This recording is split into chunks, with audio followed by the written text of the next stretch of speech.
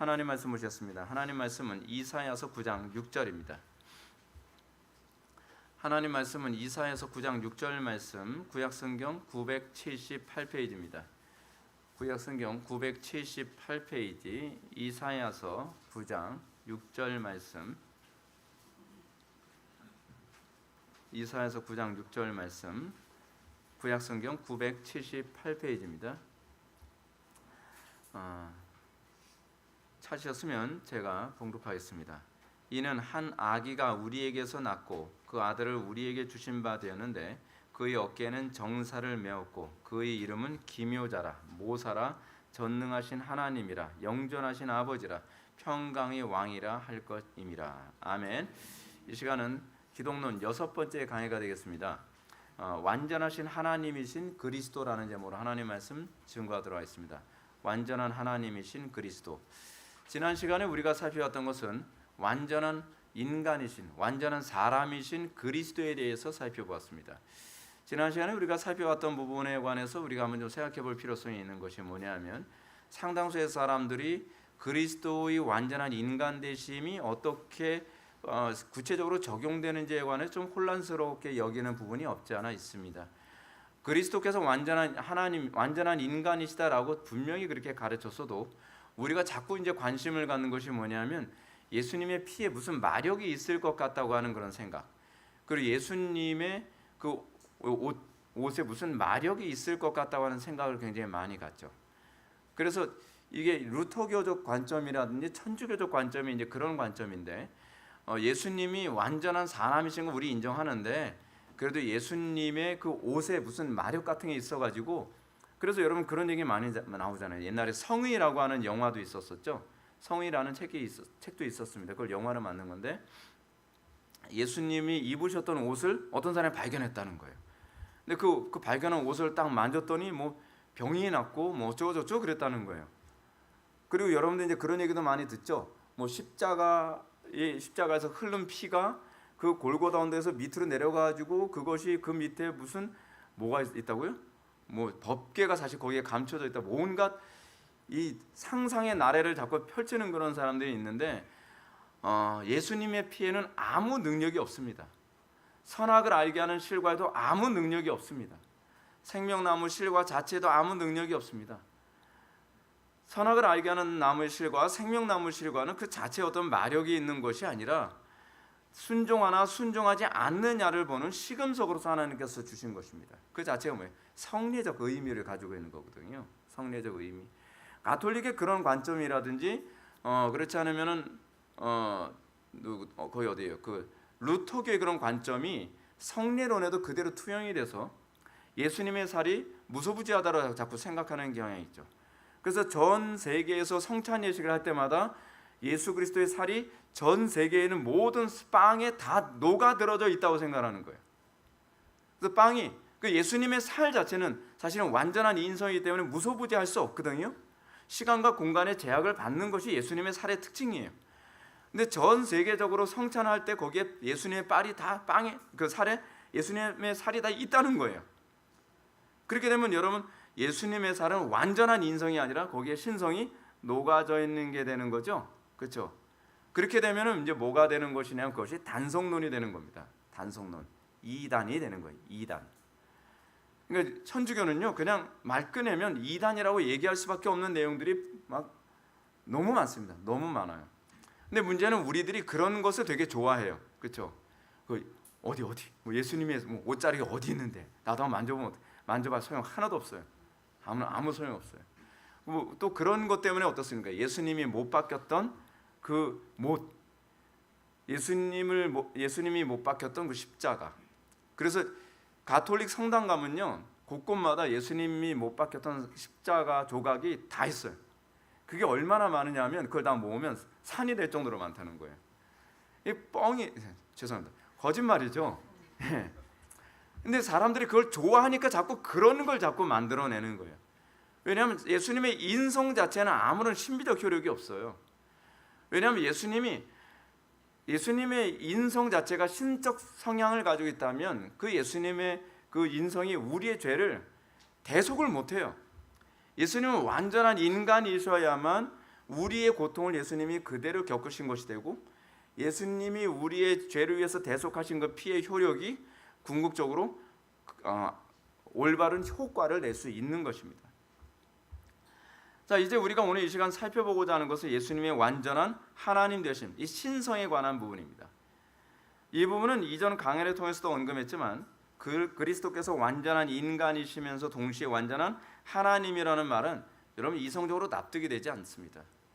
이성적으로 납득될 영역도 아닙니다. 이성적으로 납득이 된다고 하면 이것이 문제가 됩니다. 왜 이성적으로 납득이 되면 문제가 되느냐? 그 얘기는 무슨 얘기냐면 성경은 사람의 기록이라고 하는 말이 성립이 되기 때문에 그렇습니다. 성경을 읽을 때 우리가 성경이 납득이 안 되는 그런 성경일 수밖에 없는 게 뭐냐면 이게 사람의 지혜나 상상력에서 나온 것이 아니라 하나님의 지혜에서 나온 것이기 때문에 그렇습니다. 성경이 믿을 수 없다고 이렇게 자꾸 생각하는 사람들이 자꾸 나오게 되죠. 그 이유가 뭐냐면 이성적으로 납득이 안 되기 때문에 그렇습니다. 그래서 제가 우리 지난 주일 오후 예배 때도 이상원 교수님 통해서 칸트가 얘기하는 그 기독론에 관한 얘기를 잠깐 했었죠. 칸트가 생각하는 그리스도는 어떤 그리스도입니까? 칸트가 생각하는 하나님은 어떤 하나님이십니까? 자기가 머릿속에서 상상해내고 고안해낸 소위 칸트가 생각하는 하나님이라고 하는 것은 이건 그냥 금방 지나갈 거니까 그냥 신경 쓰지 마세요. 예. 칸트가 생각하는 이런 얘기할 땐 또 이상원 목사님 그 목소리로 갑자기 바뀌는 것 같아요. 예. 칸트가 생각하는 하나님이라고 하는 것은 자기의 양심의 투영이에요. 양심의 투영. 그래서 칸트가 하나님을 어떻게 요청한다고요? 양심의 요청에 의해서 하나님을 인정한다는 거예요. 근데 그게 우리가 자꾸 고안해내는, 그래서 여러분들 신앙생활하면서 조심해야 되는 게 뭐냐면 내가 상상한 하나님을 고안해내지 말라는 거예요. 여러분들 신앙생활하면서 여러분들이 자꾸 헷갈리고 힘들 때가 굉장히 많이 있죠. 여러분들 신앙생활하면서 하나님께 자꾸 불평과 원망이 나올 때가 많이 있죠. 왜 그렇습니까? 내가 예상하는 방식으로 하나님께서 내 인생을 이끌어가진 않아요. 내가 원하는 방식대로 하나님께서 내 인생을 이끌어가지 않는단 말이에요. 내가 생각하기에는 하나님께서 전능하시다고 한다면 광야 생활을 할 때에 이스라엘 백성들이 어떻게 해야 돼요? 뭐 애굽보다도 풍요롭게 고기와 뭐 이런 양식을 풍요롭게 제공해주고 항상 물도 충분히 주면서 그러면 좋지 않아요? 그게 우리가 생각하는 하나님이라니까. 근데 그 우리가 생각하는 하나님이 바알이에요, 바알. 근데 우리는 자꾸 바알에다가 하나님을 투영하고 아세라에다가 자꾸 하나님을 투영하고 그러다 보니까 이스라엘 백성들이 모세가 시내산에서 이 십계명을 받고 있는 그 즈음에 밑에서 뭐 하고 있습니까? 황금 송아지 만들어가지고 애굽의 그 아피스 황소잖아요. 아피스 황소를 만들어서 이 황금 송아지가 우리를 애굽에서 인도하여낸 여호와로다. 그러면서 하나님을 어떤 식으로 또 섬깁니까? 자기네들 방식대로 춤추면서 난리에다가 브루스를 쳐가면서 그러면서 황금 송아지라 여호와 하나님이다라고 하죠. 근데 그런 식의 예배가 오늘날 상당수 교회에서 일반화되어 있죠. 예배 시간은 뭐예요? 예배 시간에 나와서 뭐 찬양 집회라고 하는데 찬양을 내가 좋아하는 곡을 부르는 것을 하나님께서 기뻐하신다고 생각하고 내가 춤추고 싶으니까 춤추면은 하나님께서 기뻐하실 거라고 자꾸 투영을 하고 그래서 내가 투영해낸 하나님을 되게 기뻐하죠. 그리고 내가 투영해낸 하나님을 설교할 때 사람들이 진리를 만났다라고 얘기하는 그 진리는 인간들이 자꾸 나오게 되는 거죠. 하나님은 그렇게 역사하지 않습니다. 자꾸 그런 식으로 강단에서 설교를 하니까 어떤 문제가 발생하는 겁니까? 성경이 동화책이라는 소리까지 자꾸 나오는 거예요. 성경이 인간이 지어내는 책이라고 하는 얘기가 자꾸 나오는 거죠. 그래서 스펄전이 한 말이 무슨 말입니까? 성경이 하나님의 말씀이라는 것을 입증하려 하지 마라. 성경을 성경되게 설교하면 성경 스스로가 성경이 하나님의 말씀이라는 것을 입증할 것이다. 그것이 스펄전이 한 말을 제가 풀어서 한 소리입니다. 스펄전이 뭐라고 얘기했죠? 스펄전은 이렇게 얘기했죠. 하나님이라고 하는 사자를 증명하려고 하지 마라. 그 우리에서 나와 스스로 움직이게 만들면 스스로 그 위험을 입증할 것이라는 거죠. 그건 뭡니까? 성경을 성경되게 설명하면 사람들이 성경은 하나님의 말씀일 수밖에 없겠구나. 그렇게 되는 겁니다. 우리가 이 예수님에 관해서 그렇습니다. 예수님에 관한 올바른 그 교리적 정의가 뭡니까? 예수님은 두 본성 1인격을 가지고 계신 분이시죠. 예수님은 완전한 인간이십니다. 어느 정도로요? 그분의 영혼까지도 인간이라고 하는 것이죠. 그렇죠? 영혼까지 인간이어야만 인간이에요. 그렇죠? 육체가 인간이라고 해서 인간이 아니라 육체가 인간인데 영혼, 정신이 만약에 하나님이시면 그거는 사람이 아니죠. 그건 오히려 신에 가까운 거죠. 그렇지 않습니까? 그래서 우리의 신화의 선배들이 성경을 연구하면서 예수님은 완전한 인간이시기 때문에 그분의 영혼까지도 완전한 인간이셨고, 예수님은 완전한 하나님이셨기 때문에 하나님을 완벽하게 계시할 수 있는 분이라고 우리에게 가르치고 있는 것입니다. 근데 이렇게 예수님을 얘기하게 되면, 예수님이 완전한 하나님이시고 완전한 인간이시다라고 얘기하게 되면 이런 식의 마치 모순처럼 보입니다. 이게 소위 이성으로 납득하는데 한계가 있는 것인데, 예수님은 마치 이런 어떤 분이죠? 무한하면서 유한하시고 어리석으면서 지혜로우시며 약하면서 강하고 피조물이면서 창조주다, 이런 말이 되는 겁니다. 근데 여러분, 이게 동시에 성립이 가능합니까? 근데 예수님은 성립이 가능하다는 거예요. 그러니까 거룩하신 하나님께서 가장 지혜로우신 분이 가장 어리석음을 스스로 선택하시는 거예요. 가장 강하신 하나님께서 인간의 약함을 선택하셨어요. 그래서 그리스도께는 이 약함과 강함, 어리석음과 지혜로우심, 그리고 이 피조물이면서 동시에 창조주이신 그런 메시아가 되시는 것이죠. 이건 인간의 이성으로는 도무지 납득할 수 없으며 모순적입니다. 그런데 이런 논리, 납득할 수도 없고 모순적인 이 논리가 그리스도 안에서는 성립이 된다는 겁니다. 이것이 가능한 이유가 어디 있죠? 간단하죠. 하나님이시니까. 사람은 할 수 없지만 하나님은 하실 수 있는 것입니다. 그래서 우리가 성경을 믿을 수밖에 없는 것입니다.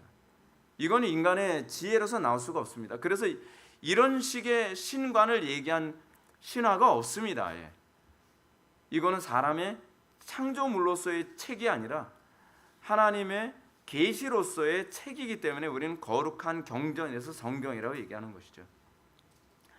우리가 지난 여러 강해를 통해 살펴보았던 것처럼 예수님께서 이런 불가해한 존재가 되셔야 되는 이유는 우리의 구원을 위해서였습니다.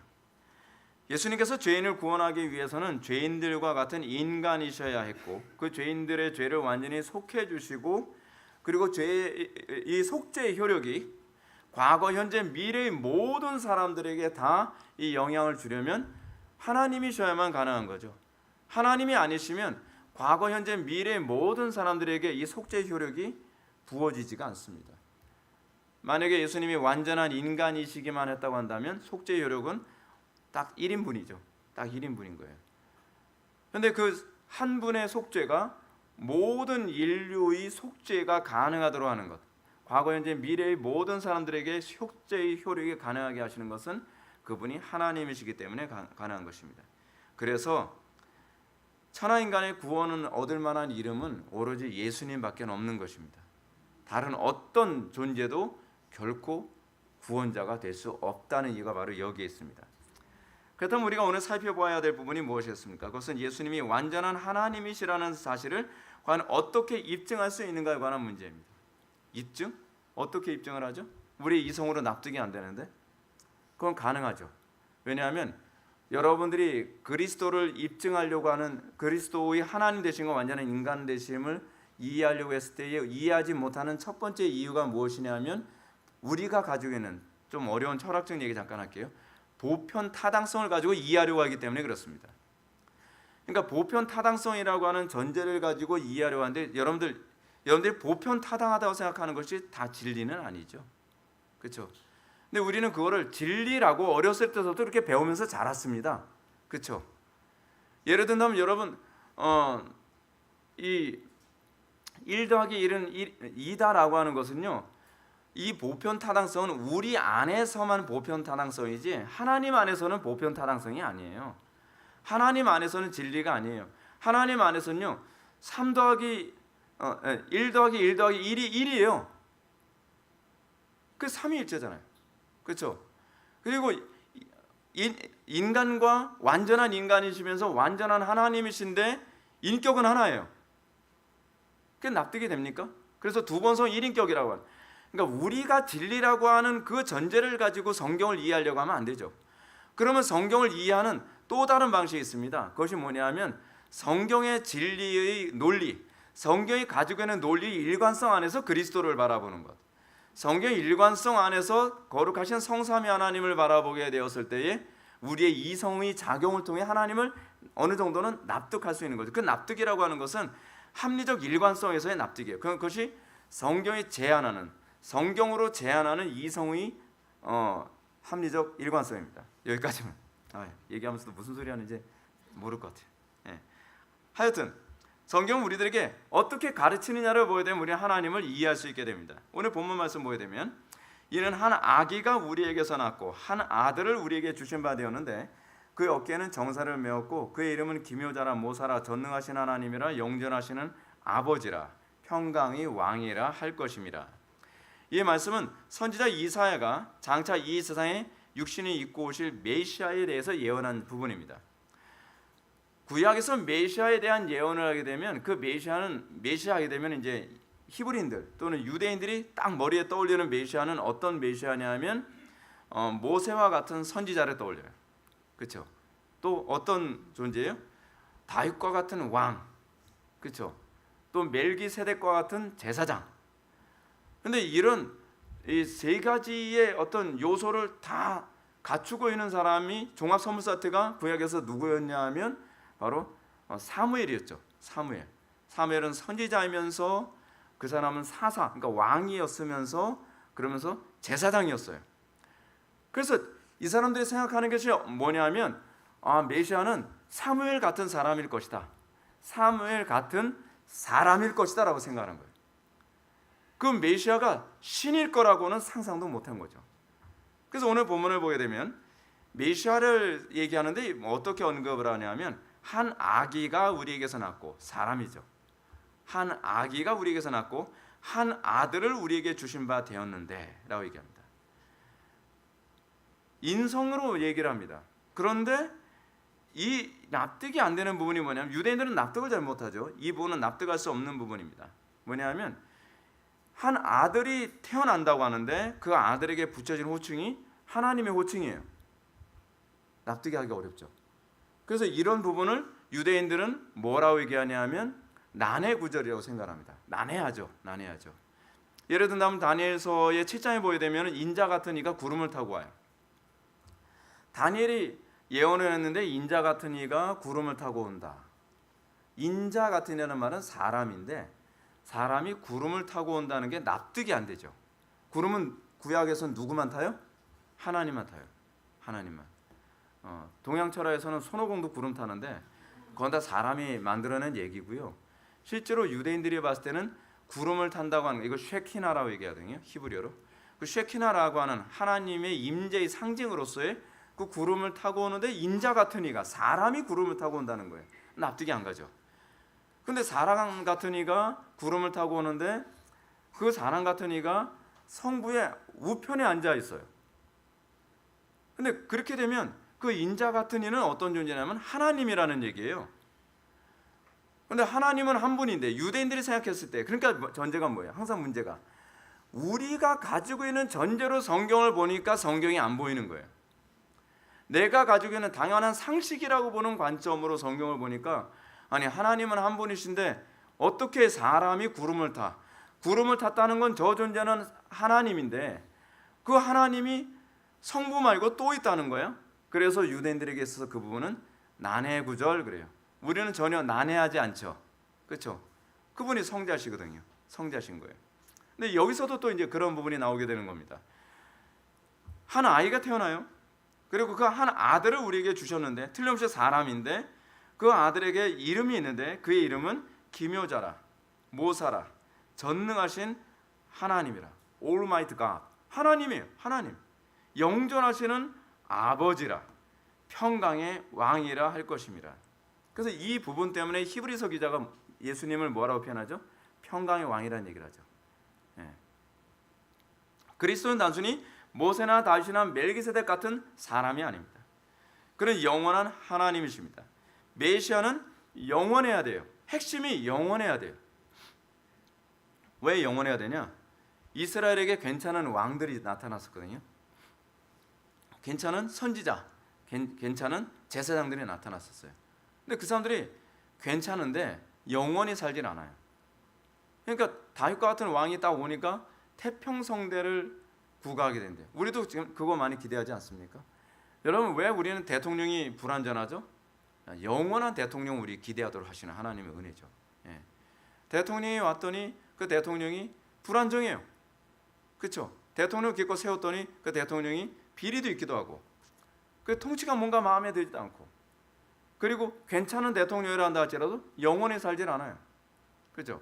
그럼 우리는 어떤 생각을 하냐면, 히브리인들이 가지고 있는 세계관이 그거였어요. 히브리인들이 다윗과 같은 왕 또는 모세와 같은 선지자, 멜기세덱 같은 제사장이 나타났으면 좋겠는데, 나타났다가 기껏해야 살아봐야 많이 살아야 8, 90년. 그러니까 아무리 장사한다 하더라도, 장수한다 하더라도 그 사람이 영원히 살질 않아요. 그러니까 유대인들이 기다리는, 선지자들 통해서 계속 기다리는 것이 뭐냐면, 그 메시아는 영원했으면 좋겠다. 영원했으면 좋겠다. 그래서 이 부분과 관련해서 나오는 이 말씀이 요한복음 12장 34절에서 그 얘기가 나오는 겁니다. 예수님께서 자신의 죽음에 대해서 예언을 하니까 유대인들은 메시아의 예언을 언급합니다. 우리는 율법에서 그리스도가 영원히 계신다함을 들었거늘 너는 어찌하여 인자가 들려야 하리라 하느냐라고 얘기해요. 이 사람들은 틀림없이 메시아가 영원해야 된다고 하는 것을 율법을 통해서 알고 있어요. 어떤 율법이냐? 시편 110편 4절 너는 멜기세덱의 서열을 따라 영원한 제사장이라 하였도다. 제사장인데 어떤 제사장이에요? 멜기세덱의 반차였다. 탁월한 제사장이라는 거죠. 탁월한 제사장인데 영원한 제사장. 그들은 그래서 그런 영원한 대제사장을 기다리고 있는 거예요. 영원한 제사장을.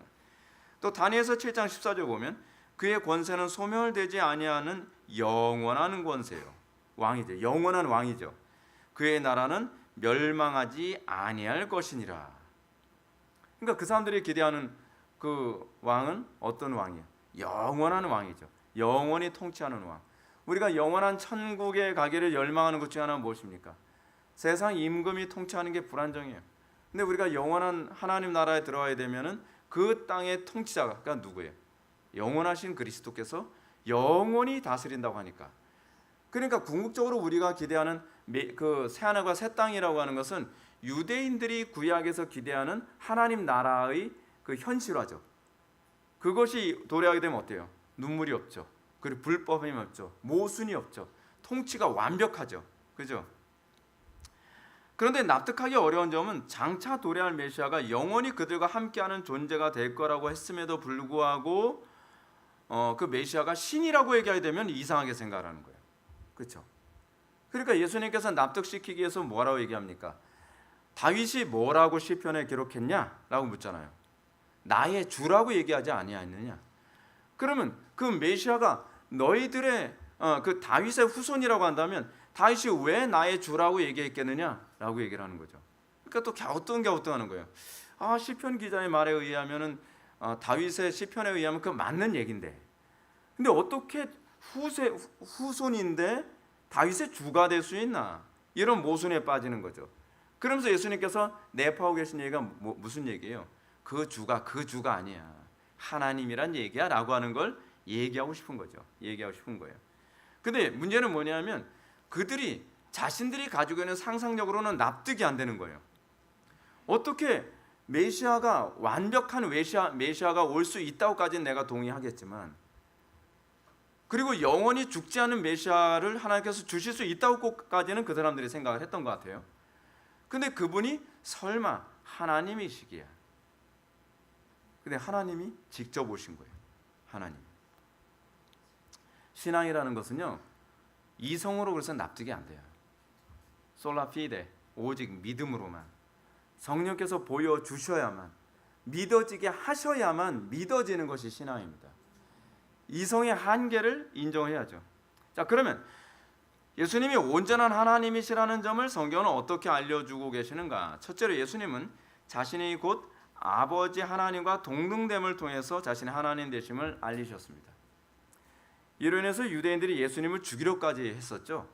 요한복음 5장 18절 보면 이는 안식일을 범할 뿐 아니라 하나님을 자신의 친아버지라 하여 자신을 하나님과 동등으로 삼음이로라. 예수님께서는 계속 그 메시아로 오신, 예수님께서 사람들이 묻잖아요. 우리를 더 이상 궁금하게 하지 마라. 당신이 메시아냐? 메시아냐? 예수님께서 계속 질문했죠. 그러니까 예수님께서 뭐라고 말씀하십니까? 메시아라고 하는 건 내가 이미 얘기했다. 너희들이 믿지 않으려고 한다. 믿지 않으려고 한다는 얘기가 어떤 의미냐면 그들이 원하는 메시아가 아니라는 거예요. 문제는 그거죠. 우리가 교회로 오면서 어떻습니까?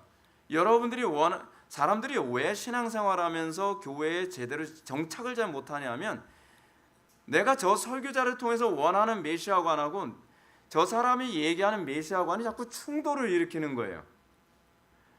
근데 신앙생활이라고 하는 것은 끊임없이 내 메시아관이 깨지고 성경적인 메시아관에 오버랩이 되면서 그 메시아관을 내가 받아들이는 것이 그것이 믿음이거든요.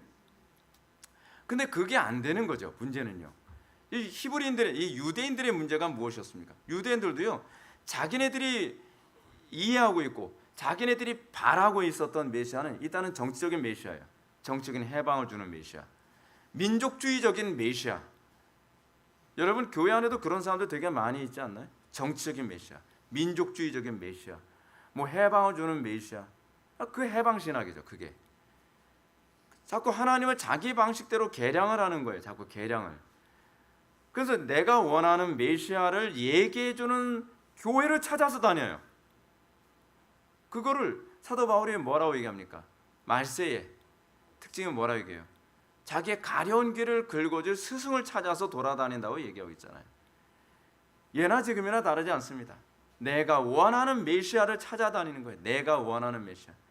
성경에 여러분 칸트의 문제가 사실 그거였잖아요. 칸트의 문제.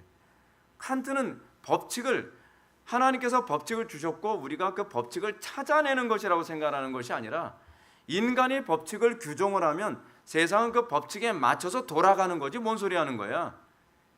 근데 여러분 법칙을 얘기할 때 이미 그 사람은 신이 되는 겁니다.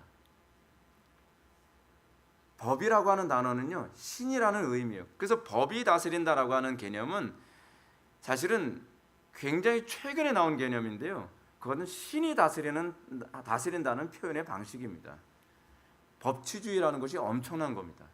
근데 과거에는 법을 누가 정했어요? 왕이 정했죠. 그렇죠? 근데 이제는 법을 누가 정해요? 법을요, 저 보편성으로 정하잖아요. 그 이신론적 관점이긴 하지만 신이 정하는 법, 그래서 그걸 자연법이라고 얘기하잖아요.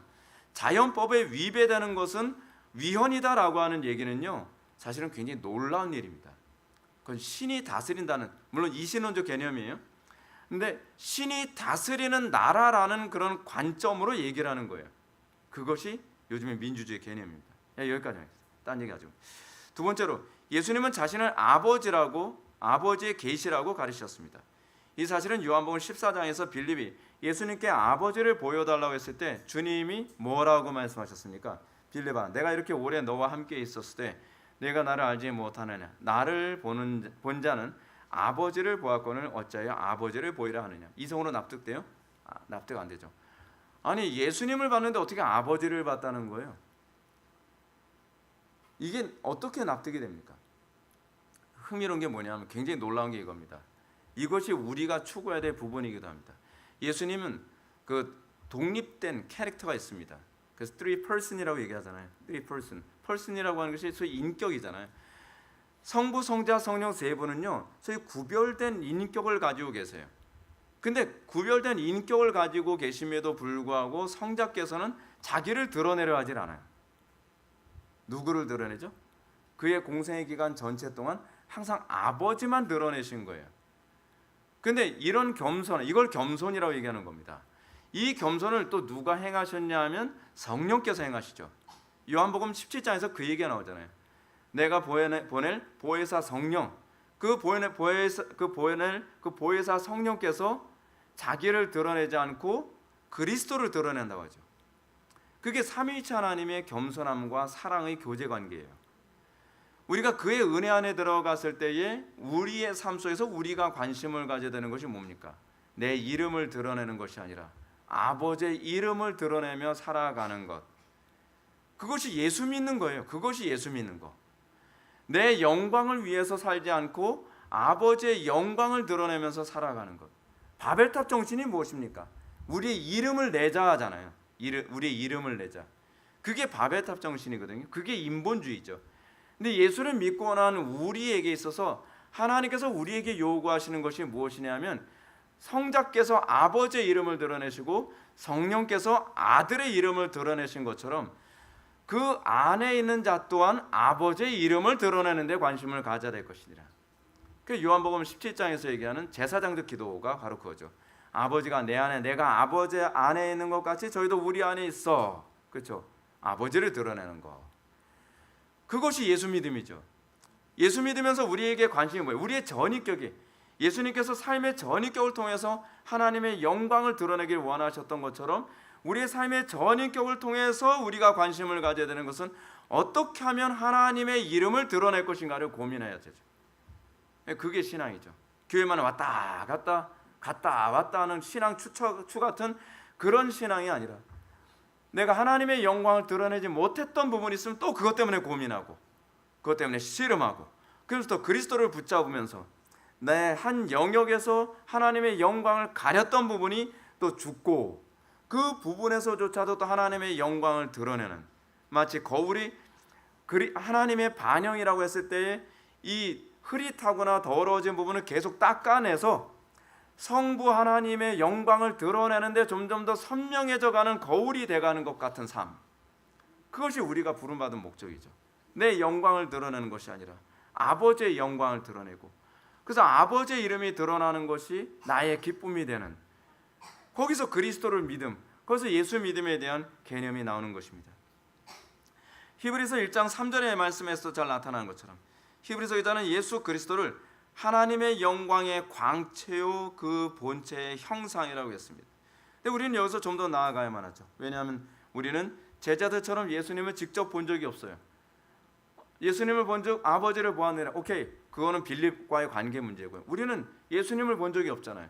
예수님을 본 적이 없는데 그럼 우리는 어떻게 아버지의 영광을 볼 수 있습니까? 요한복음에서 얘기하죠. 태초에 로고스, 말씀이 계시니라. 그렇죠? 말씀을 통해서 아버지가 계시되죠. 말씀을, 신약성경 전체는 그리스도의 계시지만 그 그리스도 통해서 아버지를 드러내고 계시기 때문에 우리는 말씀을 통해 아버지를 알게 돼요. 그래서 궁극적으로 성경을 통해 우리가 관심을 가져야 되는 것은 하나님을 아는 거죠. 바꿔서 얘기하면 강단의 목적은 여러분들에게 교훈을 주는 데 있지 않아요. 강단 설교가 여러분들의 어떤 삶의 어떤 상식을 전달해주고, 뭐 예를 들어서 암 걸리지 않고 잘 사는 법, 그렇지 않으면 행복하게 돈 벌면서 사는 법, 그거 얘기하자고 선고하는 사람들이 7가지의 법칙, 그런 거 가르치자고 강단이 존재하는 것이 아니라, 강단이 존재하는 궁극적 목적이 뭐냐면 아버지를 드러내는 거예요. 하나님의 영광을 드러내는 것이죠. 하나님의 영광을 드러내는 유일한 곳이 강단이죠. 그죠? 그것을 통해서 여러분들이 설교를 들을 때 어떤 사람이 복이 있는 사람인가? 사람의 말로 듣지 아니하고 하나님의 음성으로 듣게 돼서 거기서 아버지의 영광을 보게 되는 거죠. 이 문제가 무엇이냐면, 예수님을 바라보는데 예수님의 인간됨만 바라보고 거기서 아버지를 못 보는 사람들이 있죠. 그건 굉장히 불쌍한 거죠. 굉장히 불쌍한 거예요. 근데 강단 설교도 동일합니다. 강단 설교에서도 짱돌도 있고 모든 것이 완벽하지는 않겠죠. 근데 거기서 하나님의 영광의 광채가 강력하게 불을 뿜듯 이 증거되고 조명되고 있는데, 그 설교에서 짱돌만 골라내고 있는 사람들이 있어요. 그래서 예배 끝나고 나면 그거 수집하고 있어요. 하나님의 영광을 보는 것이 아니라 거기서 설교자의 말실수나 설교자의 인격적 결함을 바라보면서 설교자의 오류만 찾아내는 것은 그건 굉장히 안타까운 것입니다. 여러분, 성경조차도요, 성경을 기록하는 가운데 오류가 있는 부분이 있어요. 이건 데이터적 오류예요. 진리적 오류가 아니라. 근데 그런 것만 찾아내는 사람이 있어요. 참 안타까운 것이죠. 참 안타까운 거예요. 예수님을 바라보면서 바리새인들이 그러지 않았나요? 예수님이 그렇게 정말 탁월하게 아버지를 계시했음에도 불구하고 그 본질은 못 보고 말이에요. 비본질적인 것을 통해서 자꾸 무너지죠. 그래서 예수님께서 뭐라고 말씀하십니까? 나로 인하여 실족지 않은 자가 복이 있도다. 우리가 아버지를 보는 방법 중에 하나가 무엇이냐면 칼빈이 얘기하는 것처럼 강단의 설교 또는 이 성경이 하나님의 말씀이거든요. 강단 설교는 선포된 하나님의 말씀이라고 얘기하고요. 그리고 성경은 기록된 하나님의 말씀이라고 합니다. 그 성경 말씀을 통해서 아버지를 보는데 문제는 뭐냐면 제가 이제 방금 말씀드렸던 것처럼 설교를 듣는다 해서 아버지가 잘 안 보여요. 성경을 읽어도 아버지가 잘 안 보인단 말이에요. 왜 안 보이죠? 성령의 조명하심이 없어서 그래요. 성령의 조명하심이. 그렇죠? 그래서 사도 바울이 데살로니가 교회를 향해서 뭐라 얘기합니까? 성령의 능력과 나타나심으로 너희가 하나님의 말씀을 받았으니 그러하도다. 그렇죠? 어떤 사람이 복이 있는 사람입니까? 성경을 읽어도 자유주의 신학자가 돼요. 성경을 읽어도 불신자가 될 수 있단 말이에요. 아무리 탁월한 설교를 들어도 그 설교를 통해서 오히려 하나님과 더 멀어지기도 해요. 조나단 에드워즈 같은 사람이 설교를 했는데 조나단 에드워즈 설교 때문에 조나단 에드워즈를 죽어라 했던 사람들이 있었거든요.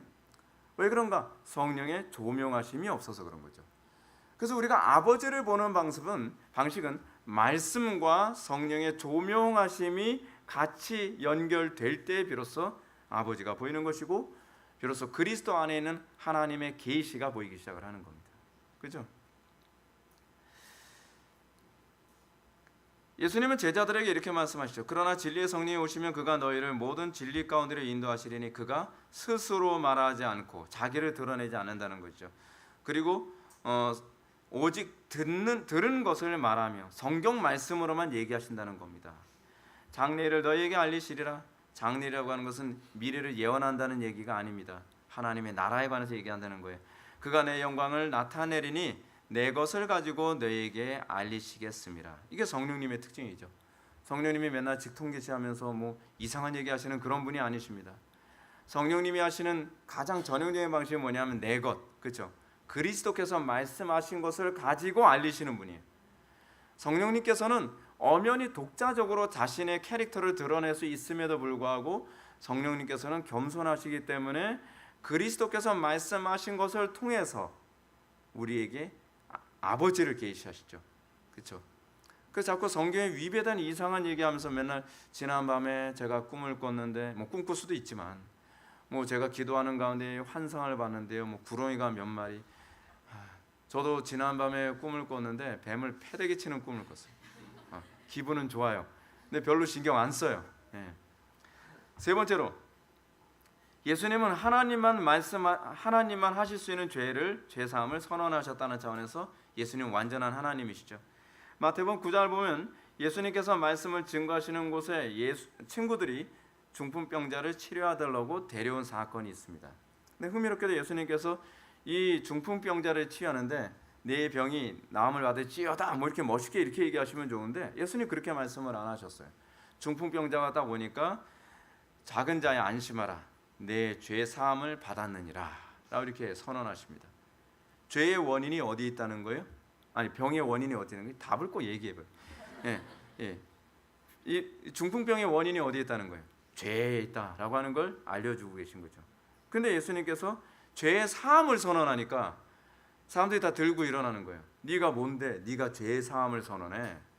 그러면서 이 사람은 신성모독을 했다라고 해서 예수님을 돌로 때려 죽이려고 했죠.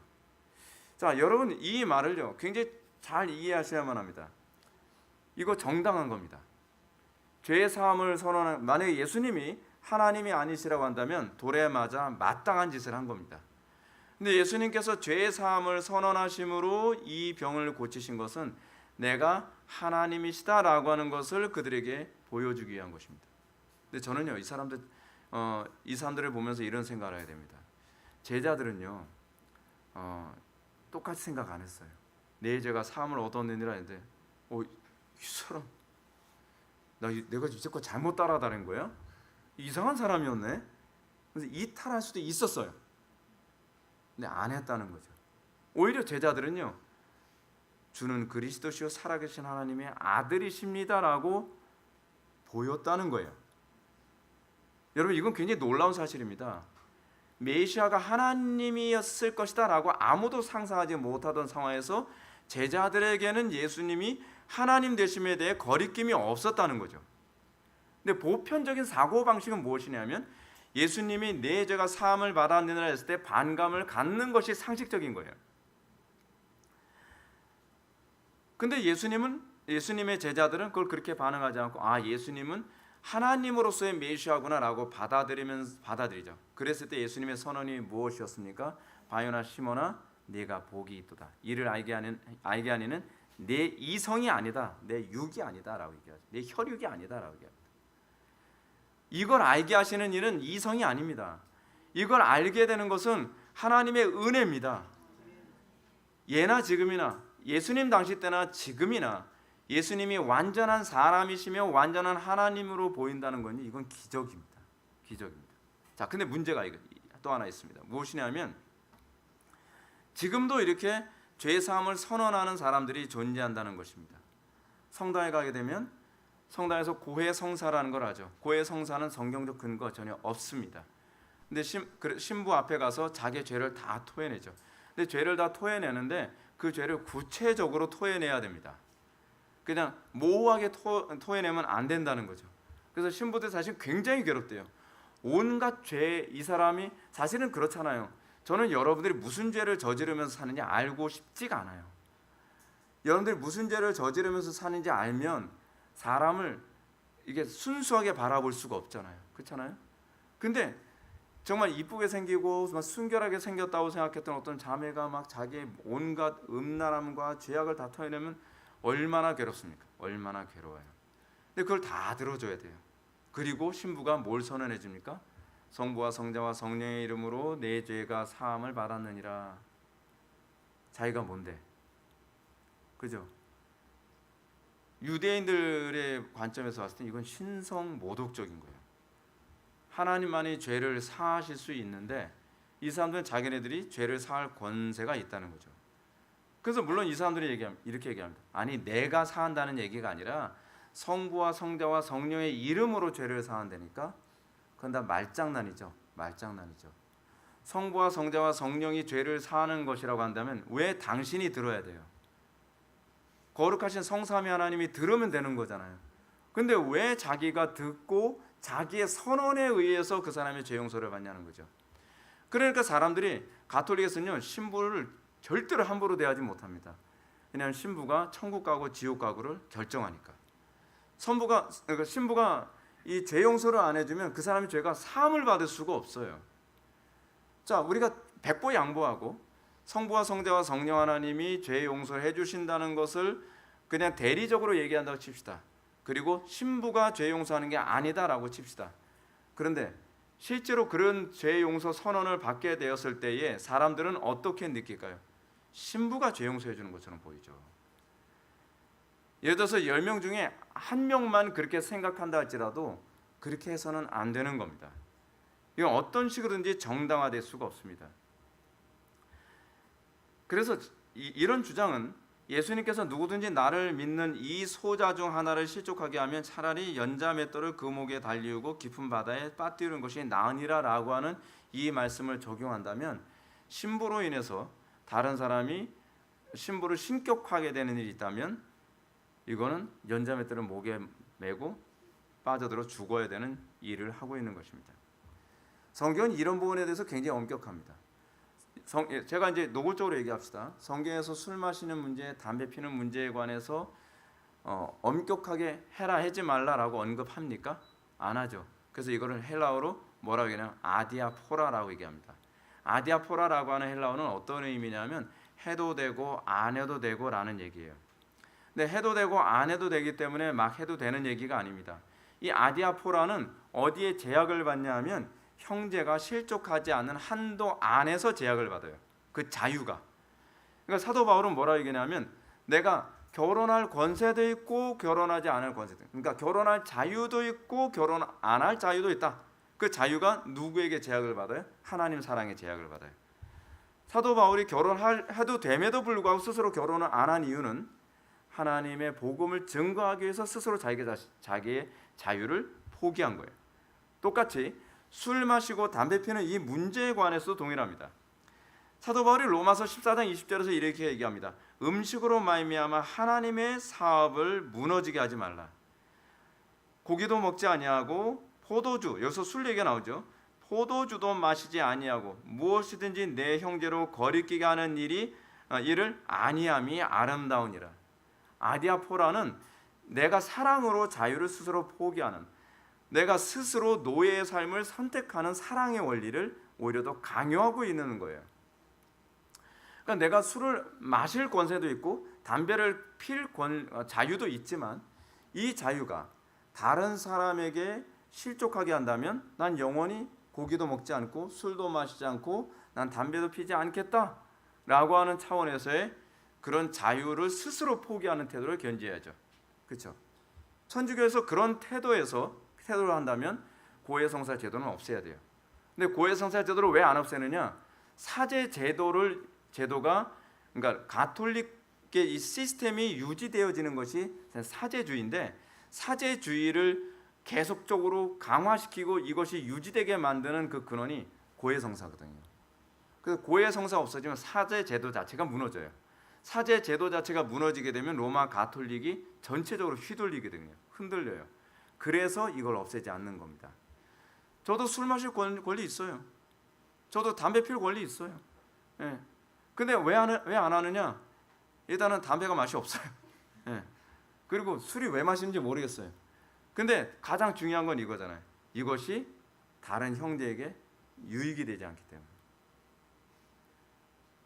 여러분들이 이런 태도를 가지고 살아가야만 합니다. 교회 안에서도 여러분들이 내가 자유가 있다고 해서 막 사는 게 아닙니다.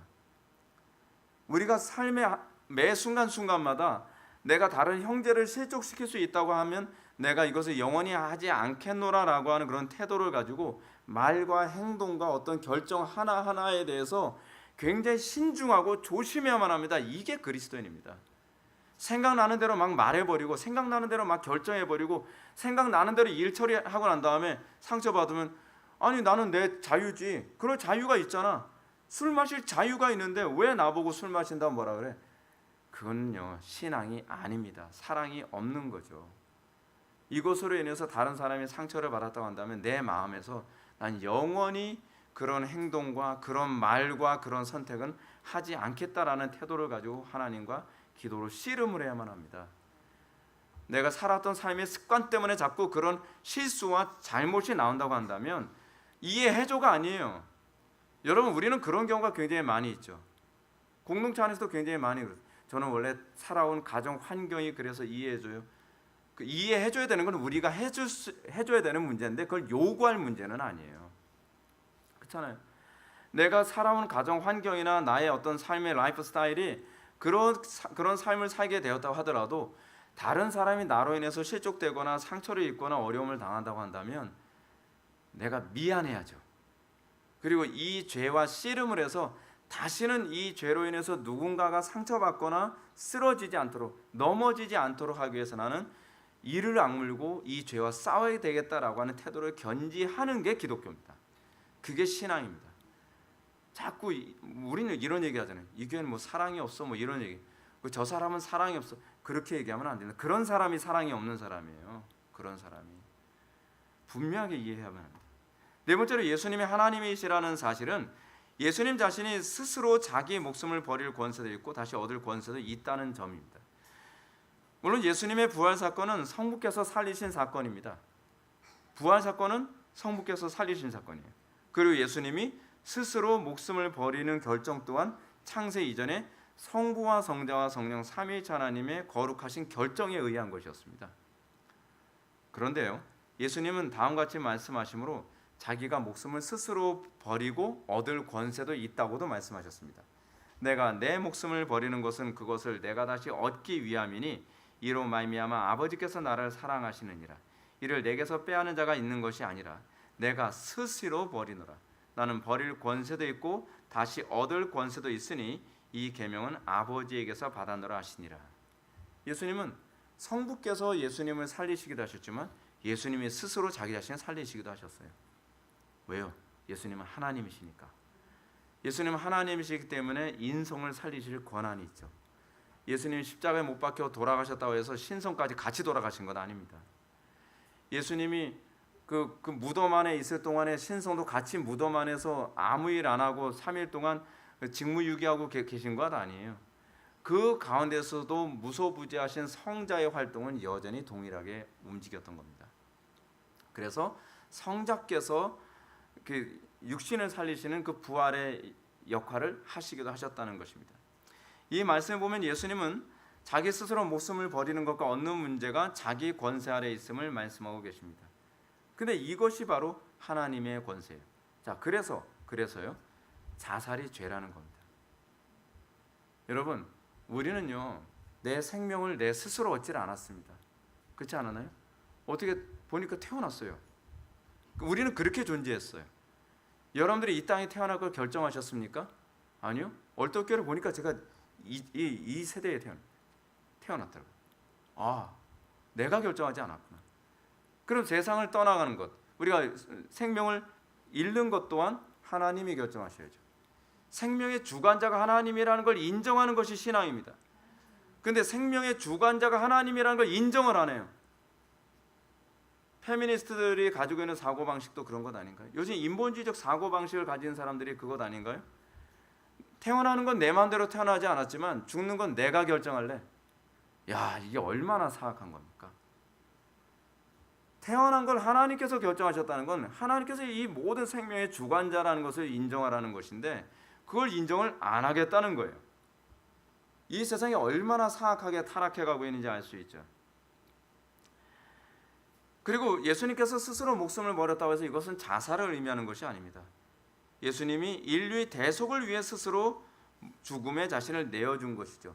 이런 차원에서 여러분 어떤 대의를 위해서 자기 스스로 목숨을 버리는 사건들 많이 있잖아요. 그걸 자살로 규정하면 안 되죠. 간혹 가다가 어떤 군인이 전쟁터에 가서 이 대의를 위해서 자기 스스로 목숨을 끊어야 되는 상황이 있습니다. 그건 자살로 규정하면 안 됩니다. 스스로 목숨을 버려서 사랑을 실천한 것일 수 있죠. 이런 차원에서 자살과 또 구분된 개념으로 이해되어야 될 필요성이 있습니다. 놀라운 점은 예수님 스스로 자신의 목숨을 다시 얻을 권세가 있다는 사실은 그가 부활의 주임을 보여주는 것입니다. 예수님이 부활의 주입니다. 그래서 예수님께서 뭐라고 말씀하십니까? 내가 부활이요 생명이라고 말씀하십니다. 우리를 부활시키는 것은 성부의 행위이기도 하시지만 성자의 행위이기도 합니다. 성부께서는 인간 예수를 살리심으로 그를 의롭다 칭하시는 것이었다고 한다면 성자는 자기의 목숨을 스스로 살리심으로 자신이 부활의 주됨을 선언하고 계십니다. 이 부분에 있어서는 제가 잠깐 신학적으로 문제가 될지 어떨지는 제가 좀 확신은 못하지만 저는 그렇게 생각을 합니다. 여러분들이 날마다 삶 속에서 하나님의 말씀 앞에 여러분의 정과를 십자가에 못 박고 죽었다가 다시 살리시는 그 사건은 성부의 행위, 성부께서 우리를 의롭다 칭하는 행위라고 봐도 좀 무관하다고 생각을 합니다. 그러나 여러분들이 이 칭의된 삶의 연속선상, 칭의됨의 특징이 뭐라고요? 여러분이 하나님 말씀대로 살면서 여러분들이 거의 죽었다가 다시 살아나는 일이 계속 반복되잖아요. 그렇죠? 그것은 우리가 아버지께 칭의됨을 확신할 수 있는 근거라고 한다면 여러분들이 종말에 여러분들이 죽었다가 다시 살리시는 부활해서 변화된 육체를 입게 하시는 사역은 성자 하나님의 사역이 아닌가 저는 그렇게 생각을 합니다. 마지막 다섯 번째로 예수님이 완전한 하나님이시라는 점은 예수님이 예배의 대상이 되신다는 점입니다. 예수님이 예배의 대상이세요. 인성을 가지고 계신데 예배의 대상이에요. 왜요? 성자시니까, 하나님이시니까. 요한계시록 5장 12절을 보면 큰 음성으로 이르시되 죽임을 당하신 어린 양은 능력과 부와 지혜와 힘과 존귀와 영광과 찬송을 받기에 합당하시도다. 어린 양이신 성자 예수님. 근데 여기서 죽임을 당하시는 어린 양은 인성과 관련되어진 거잖아요. 그렇죠? 근데 죽임 당하시는 어린 양이 지혜와 존귀와 영광과 찬송받기 예배 받기에 합당하시도다라고 이렇게 얘기하고 있다는 사실입니다. 빌립보서 2장 9절부터 11절도 동일하게 가르칩니다. 이러므로 하나님이 그를 지극히 높여 모든 이름 위에 뛰어난 이름을 주사 하늘에 있는 자들과 땅에 있는 자들과 땅 아래에 있는 자들로 모든 무릎을 예수의 이름에 꿇게 하시고, 예수라고 했을 때에 그 그리스도보다는 인성적 개념을 얘기하거든요. 예수가 그리스도시다 이런 부분. 예수의 이름에 무릎을 꿇게 하시고 모든 입으로 예수 그리스도를 주라 시인하여 아버지 하나님께 영광을 돌리게 하셨느니라. 그래서 우리는 그리스도께서 성부 하나님께 드려야 될 만물의 예배를 함께 받으신다는 것을 알 수 있습니다. 그래서 예수 그리스도께서 바로 예배의 대상이 된다. 그래서 여러분들은 기도할 때 기도의 기본 골격은 무엇입니까? 성부께 기도하는 거죠. 여러분들 항상 이 기본을 염두에 두셔야 돼요. 우리는 성부께 기도하는 것이고 성자의 중보를 통해 성부께 기도하고 성령을 힘입어 성자의 중보를 통해 성부께 기도하는 것입니다. 이게 기도의 기본 골격입니다. 그래서 우리가 아버지와 관계가 회복되지 않으면 성자를 통해 이 우리의 죄 문제가 해결되지 않으면 기도에도 상달이 안 되는 이유가 거기 있어요. 그런데 때로는 어떤 사람 기도할 때 이렇게 한다. 주님 기도하잖아요. 주님은 애매한 그 주님이 어떤 주님일까요? 주로 신약에서는 주님 하게 되면 예수님을 의미하거든요. 퀴리오스, 예수님이 주시다. 예. 근데 그 주님 할 때 주로 예수님을 얘기하는 것인데 예수님 하면서 기도하는 사람이다. 틀리지 않았다. 왜냐하면 예수님도 기도의 대상이 되고 예배의 대상이 되기 때문에. 또 어떤 사람도 성령님 하면서 기도하는 사람이 있어요. 비웃지 마시기를. 그것도 신학적으로 문제가 없어요. 왜냐하면 성령님도 하나님이시기 때문에 우리의 예배의 대상이 되고 기도의 대상이 됩니다. 그러면 우리는 이제 궁극적으로 관심을 가져야 될 부분이 무엇이겠습니까? 그것은 왜 예수 그리스도께서 우리의 구원이 되시기에 완전한 하나님이여야 했는가 하는 것입니다. 첫째는 예수 그리스도의 대속 사건이 모든 시대 모든 믿는 사람들의 죄의 값을 지불할 수 있어야 되기 때문에. 그렇죠? 과거 현재 미래의 모든 사람들의 죄의 값의 지불은 오로지 하나님만 하실 수 있는 것이죠. 둘째는 예수 그리스도께서 마지막 아담으로 새로운 인류를 형성하기 위해서는 그 안에서 다시 태어나는 일이 하나님의 능력으로만 가능하기 때문에 그렇습니다. 여러분 우리가 첫 아담으로부터 태어납니다. 이건 우리가 굉장히 어렵지 않습니다. 낳고 해서 여기까지 났으니까. 그렇죠? 근데 문제는 뭐냐면 우리가 위로부터 예수님으로부터 다시 태어나는 일이 어떻게 일어나는 거예요? 다시 태어난다는 걸 우리는 거듭남이라고 얘기하죠. 거듭남. 한자, 이건 한국말이고요. 한자어로 얘기하면 중생이라고 얘기합니다. 중생. 다시 태어나다. 거듭 중자 쓰잖아요. 근데 이것이 어떻게 예수님으로부터 다시 태어날 수 있는가? 그것이 가능하게 하시는 분은 예수님이 하나님이시기 때문에 가능한 거예요. 예수님이 하나님이시기 때문에 그래서 니고데모가 이해하기 어려웠던 거죠. 어머니 뱃속에서 태어난 사람이 어떻게 다시 태어날 수 있겠나이까? 어떻게 다시 태어날 수 있어요? 예수님의 능력으로. 그렇죠? 예수님의 능력, 예수님이 하나님이시기 때문에 우리가 예수님 안에서 다시 태어날 수 있는 거예요. 이해가 안 되는데 이해하지 마라. 이건 믿어야 될 문제예요. 그렇죠? 그래서 하나님만 창조를 이루시죠. 그래서 새로운 피조물을 만들죠. 사도 바울이 뭐라고 얘기합니까? 이전 것은 지났으니 보라 새 것이 되었도다.